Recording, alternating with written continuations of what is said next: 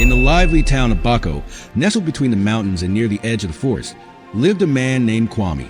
He was a small-scale farmer, a hard worker who rose before the crack of dawn and returned home only when the sun set behind the hills. Kwame's work wasn't glamorous, but he loved it. It was what he knew and what he did best. He wasn't rich, but he made enough to feed his family and live in peace. Kwame's wife, Akua, was the light of his life. They were a young couple, having just celebrated their second wedding anniversary. Akua was beautiful, with smooth skin and eyes that sparkled like the morning sun. They had a daughter named Esi, a bright-eyed 6-month-old who brought them joy every day. Kwame adored his little family.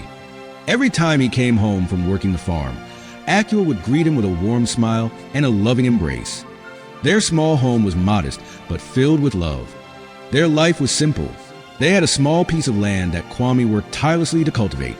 He planted yams, cassava, and vegetables, and although the harvest wasn't large, it was enough to feed the family. Akua, on the other hand, took care of the house. She prepared meals for Kwame and Esi, cleaned their small home, and made sure everything was in order. Akua was a good wife and a good mother, but there was always a sense that something was missing. One sunny afternoon, after a long day of work, Kwame was heading back to his house when he saw someone he hadn't seen in years, Kofi, his old friend from primary school. Kofi was dressed in a nice shirt, his trousers pressed neatly, and he looked as though he had done well for himself. Kwame couldn't believe his eyes. "Kofi," Kwame called out, his heart racing with excitement. "Is that you?" Kofi looked up and saw Kwame standing at a distance. A wide grin spread across his face as he walked toward him. "Kwame, it's been so long. I almost didn't recognize you." The two friends shook hands warmly, laughing as if no time had passed at all. "You've done well for yourself," Kwame remarked, taking in Kofi's appearance. "You look like a man who has made it." Kofi smiled, brushing a hand over his shirt. "I suppose you could say that. I'm a lecturer now at one of the universities in Accra." Kwame's eyes widened. "A lecturer? In Accra? That's amazing, Kofi. I remember when we were kids, you always had a sharp mind." Kofi laughed. "Well, you weren't so bad yourself, my friend. You were always one of the brightest in school." Kwame sighed, a bit wistful. "Those were the days. But I had to leave school. My parents couldn't afford to send me further." Kofi nodded. "I remember. But, it's never too late to pick up where you left off. You could go back to school, Kwame. It's still possible. I can help you with that. I'll even assist you in getting into the university." Kwame was taken aback. "Go back to school? I don't know, Kofi. I have a family now. A wife, a daughter. How could I leave them to go back to school? And where would I find the money for tuition?" Kofi smiled knowingly. "You don't have to worry about that. You could start by taking the secondary school exams. I'll help you, just like we used to help each other back then. I've seen the way you work, Kwame. You're dedicated and you have the ability." Kwame hesitated, his heart racing at the thought of it. The idea of going back to school was appealing, but he wasn't sure how he would make it work. He had a family to feed and bills to pay.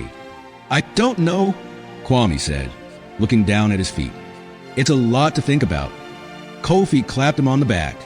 "Just think about it. You're still young and it's not too late." That evening, after the conversation with Kofi, Kwame couldn't shake the thought of returning to school.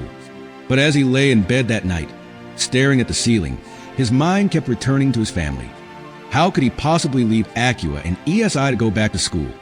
They depended on him. The next morning, Kwame woke up early, as he always did. He worked the farm, but his mind was distracted. He kept thinking about Kofi's words. The thought of going back to school stirred something in his heart. But the more he thought about it, the more he realized that it wasn't about him anymore. It was about his family. When he got home that evening, Akua was preparing dinner, the smell of boiling yam and groundnut soup filling the air. Kwame stood at the door for a moment, watching her. She was always so calm, so steady. She was the heart of their home. "Akua," Kwame said, walking over to her. "We need to talk."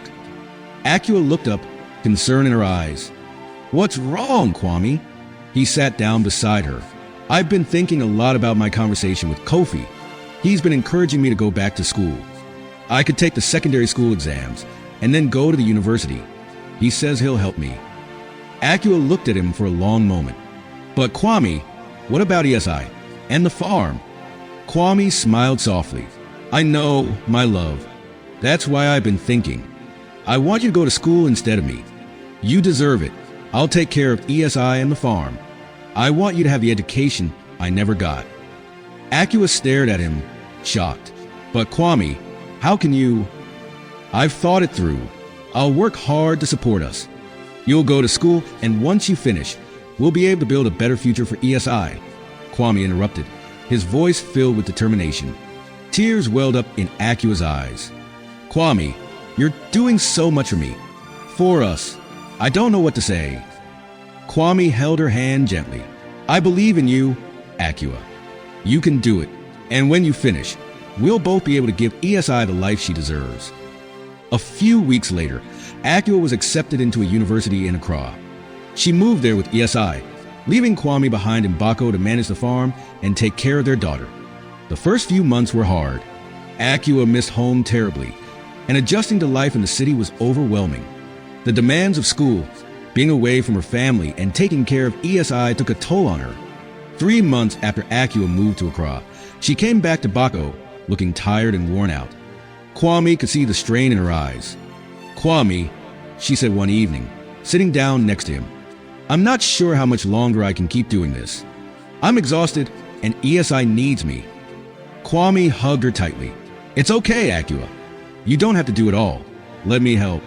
I'll take care of ESI while you focus on your studies. Akua hesitated but agreed. She knew she had to finish her education, but the weight of being away from her family was too much. For the next few months, she focused solely on school, while Kwame continued working the farm. As the months passed, Kwame began to feel the strain of taking care of everything on his own. He worked hard on the farm every day, but he still had to make time for ESI. He loved his daughter, but taking care of her and keeping up with the work was exhausting. Akua, on the other hand, was consumed by her studies. She became more and more distant from Kwame. She would often call him to check in, but their conversations felt strained. Kwame missed her, but he didn't want to burden her with his worries. Subscribe to this channel to improve its visibility.